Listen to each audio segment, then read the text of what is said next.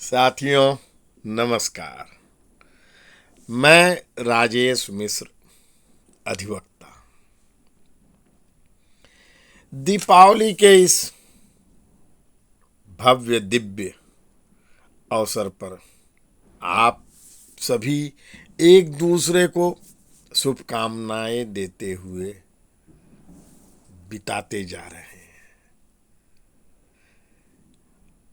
लेकिन क्या दीपावली की केवल शुभकामनाएं देने से काम चल सकता है? निसंदेह सद्भावना, शुभकामना एक सकारात्मक मनोदशा का निर्माण करती हैं और हितकर भी होती है। नई उमंग के साथ जोश जगाती है। किंतु यह जो दीपोत्सव हम मनाते हैं, हर्ष उल्लास और उमंग के साथ चतुर्दिक प्रकाश का प्रभुत्व हो जाता है। नया स्वरूप हर घर में स्वच्छता के साथ निखर जाता है और संवेदनाओं के मानवीय मूल्यों को भी एक नया विस्तार मिल जाता है जब हम हर्षित मन से अपने बंधु बांधव, भाई बहन सबको मुख मीठा करा के मिठास का बोध कराते हैं और एक दूसरे के प्रति मिठास की चेतना जगाते हैं। किंतु यह जो पर्व है हमारी सनातनी परंपरा में अनादिकाल से चला आ रहा है। प्रभु श्री राम के पुनः अयोध्या जी में वापसी का हर्ष का प्रतीक है, जब वे अपनी लीला के उस चरमोत्कर्ष को जन जन तक संदेश के रूप में पहुंचाने की स्थिति में होते हैं और अपने अयोध्या जी में प्रवेश कर जाते हैं। किंतु केवल इतने से ही दीपोत्सव का वह सनातनी उद्देश्य पूरा नहीं होता है। मेरा मानना है कि सबरी के जूठे बेर भी हम सबको यहीं से सोचना चाहिए कि यह समरसता का कैसा संदेश है और उसे हम अंगीकार करेंगे तभी दीपोत्सव को साकार करेंगे। यदि हम अपने मर्यादा पुरुषोत्तम के उस मानक को समझेंगे, बूझेंगे और अपने आचरण में उतारेंगे, तब यह दीपोत्सव वस्तुतः जन जन में नए प्रकाश का उजियारा फैलाएगा। अतिशय विनम्रता थी, अतिशय संकट था और तपस्या इतनी कठोर थी कि राजपुत्र होकर भी 14 वर्ष तक वन वन में भटकना पड़ा।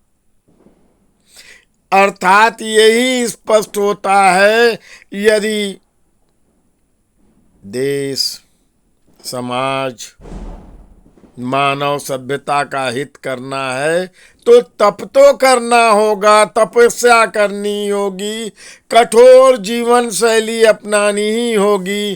अपनी सुविधा, अपने ऐश्वर्य से कोई लाभ व्यापक समाज और देश को नहीं होता है। जब कोई तप करता है, तपस्या करता है, मूल्यों और नैतिक मानदंडों की स्थापना के लिए, तब हित होता है, लाभ होता है।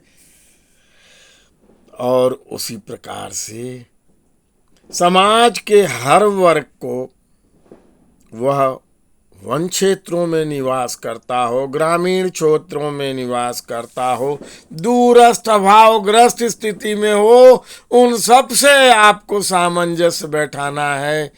तभी तो दीपावली मनाना है। यही तो दीपावली मनाना है।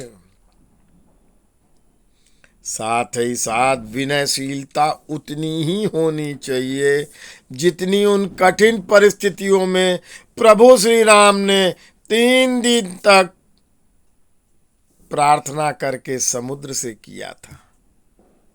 लेकिन क्षमता वह भी होनी चाहिए कि जिस समय अगर विनय से कोई नहीं मान रहा है, दृढ़ता, जड़ता और मूढ़ता दिखा रहा है, तो संधान करें शस्त्र का, तीर धनुष का ही नहीं, जो भी जिस काल परिस्थितियों में अनिवार्य हो उस शस्त्र का संधान करें।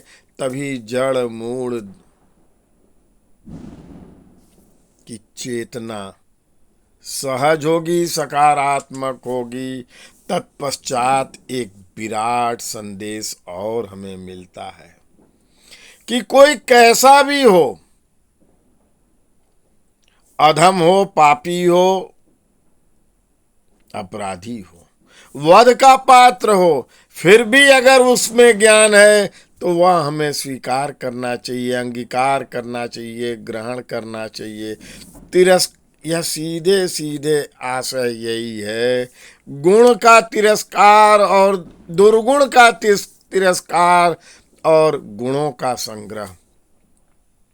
व्यक्ति महत्व नहीं है में नहीं है, व्यक्ति का महत्व नहीं है, मूल गुण होना चाहिए।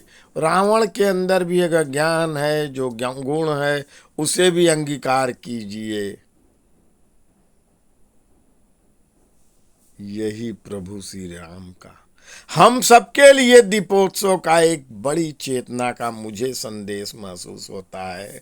तो मैंने प्रयास किया कि आपसे संवाद करूं, आपसे बात करूं।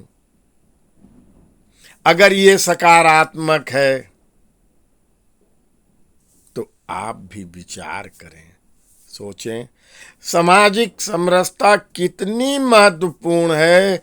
यह राम जी के जीवन में हर पल, हर दिन, हर क्षण चरितार्थ होती है।